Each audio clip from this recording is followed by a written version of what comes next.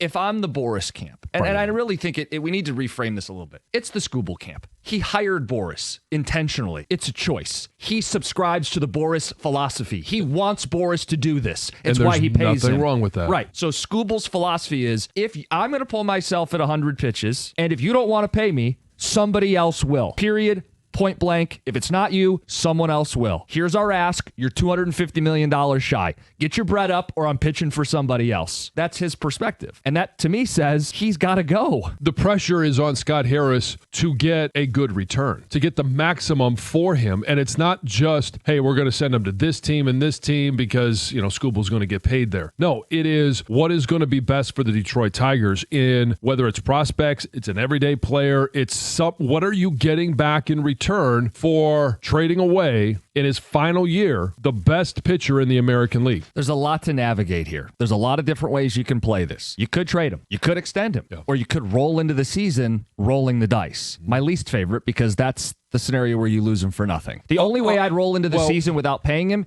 is if I had a gangbusters offseason where I said, hey, we're willing to throw $50 million a year at Tarek Skubal on a 5-year commitment, and he says no, but we take that $50 million a year, and instead of adding Alex Cobb and Kenta Maeda, we add Alex Bregman and Bo Bichette. Right. And we say, I'll roll the dice with Tarek Skubal for this year, knowing he may leave, knowing I'm a World Series favorite. If they take the money, because that's the lesson, you lose Scherzer, you still spent that money on Jordan Zimmerman. You would have been better off spending the money on Scherzer, Skubal, or good players around them while you've got them.